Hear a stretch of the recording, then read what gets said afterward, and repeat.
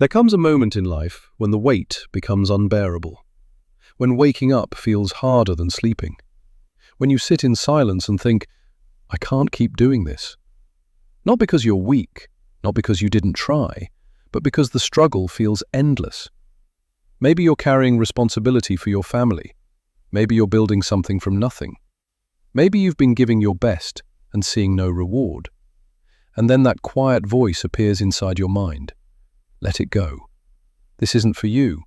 You weren't meant to win. But today, I want to introduce you to a single idea, a principle that helped people survive collapse, loss, and despair. A word born in Japan, a word that turns suffering into strength. That word is Ganbaru. Before you dismiss it as just another philosophy, stay with me, because this isn't theory, it's survival. Before we continue, I invite you to subscribe, like this video, and comment below. What are you struggling with right now? You're not alone. Chapter 1. The Boy Who Had Nothing. Japan, 1947. 2 years after the war ended. The country lay in ruins. Cities destroyed, food scarce, hope almost non-existent. In a small rural village lived a 19-year-old boy named Kenji. He shared a fragile home with his mother, 2 younger brothers, and his elderly grandmother. His father never returned from the war.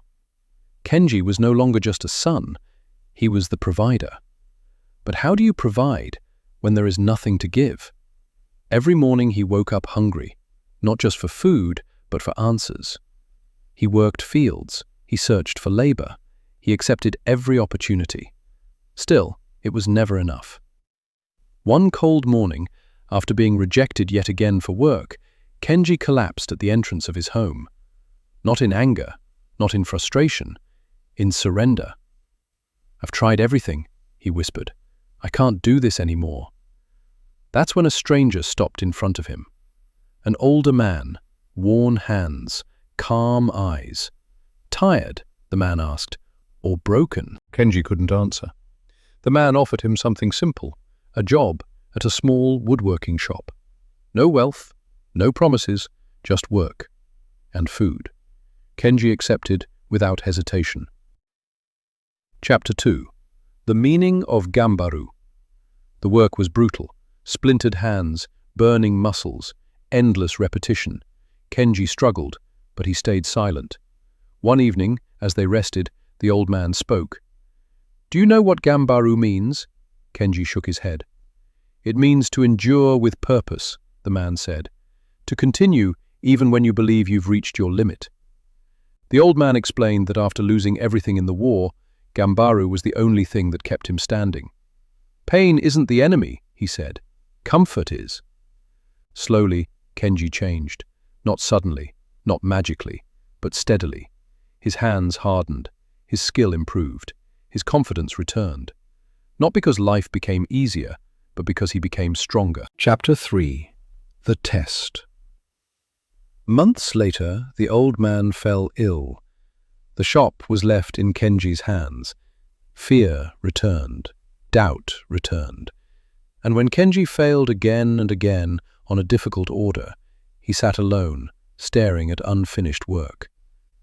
I'm going to lose everything, he thought. Then he remembered, growth lives inside pain. He stood up, and he continued. The work was imperfect, but honest, focused, real. The customer was impressed, praise followed, and for the first time, Kenji cried, not from defeat, but from realization. He was capable. Chapter 4. Why this works. Modern science confirms what ancient wisdom already knew. When we persist through difficulty, the brain adapts. New neural pathways form. Resilience strengthens. But Ganbaru is not blind stubbornness. It's intelligent persistence, adjusting, learning, continuing with intention. Chapter 5. Your turn. Now I want you to think about your own life. What are you carrying? What feels unbearable? You may feel broken, but you're not finished. Ganbaru doesn't mean you never feel fear. It means you move forward despite it. It doesn't mean pain disappears. It means pain becomes fuel. Kenji didn't become famous. He didn't become rich. But he became unbreakable. And so can you. Your story doesn't end with quitting. It changes the moment you decide not to. If this message reached you, write Ganbaru in the comments. Not for me, for yourself. Because that word is a promise.